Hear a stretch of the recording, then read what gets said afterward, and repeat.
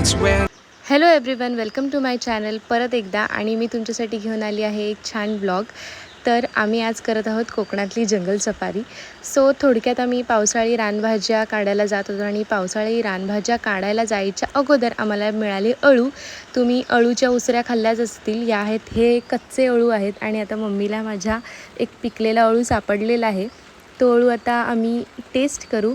लहानपणी तुम्ही अळूच्या उसऱ्या खूप खाल्ल्या असतील, मिसही करत असाल. सो लहानपणीचे चाइल्डहूड मेमरीज तुम्हाला लक्षात आली असतील.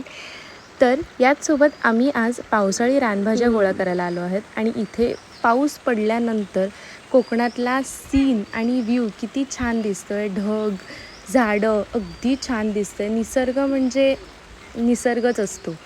सो आम्ही पावसाळी रानभाज्या काढायला आलो आहेत. आणि तुम्ही ऐकलं असेल भारंगा भाजी, गोट्याची भाजी, ही पावसाळी भाजी येते आणि हा रानमेवा असतो. तो रानभाजी खाऊन बघा, टेस्ट करून बघा. त्याची भाजी अतिशय खूप सुंदर होते. माझ्या इंस्टाग्रामवरती टेस्टी टेल्स विथ मीनल या पेजला तुम्ही फॉलो करा. त्याच्यावरती मी पावसाळी रानभाजीची रेसिपी दिलेली आहे, नक्की चेक करा गाईज.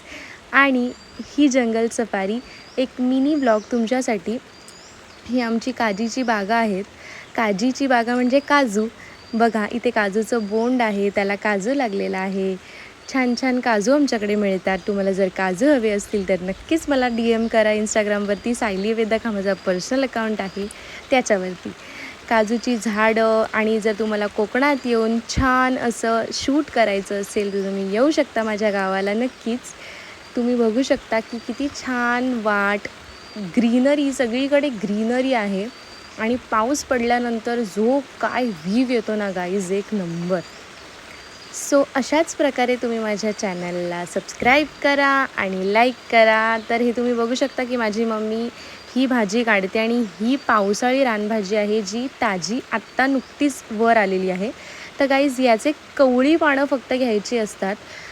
जी वरवर येतात कवळी पानं, ती काढायची असतात. कारण जून झालेली जी पानं असतात ना, ती काय एवढी चविष्ट लागत नाही, ती जरा कडू लागतात. आणि ही जी भाजी आहे ना, ती गोड आहे अगदी. ह्याच्यावरती म्हणजे कांद्यात जरी तुम्ही केली तरी ती छान लागते. लसूण आणि कांदा घालून जरी केली तरी छान लागते. त्याच्यावरती ओलं खोबरं टाकायचं आणि डाळ भातासोबत खायची, खूप मस्त लागते. मी वरवरची अशी कवळी कवळी पानं घेतलेली आहे काढून. ही आणि भारंगा, ही 2 प्रकारच्या भाज्या मी घेतलेल्या आहेत. हे बघा, आम्ही चाललो आता घरी. बाय गाय.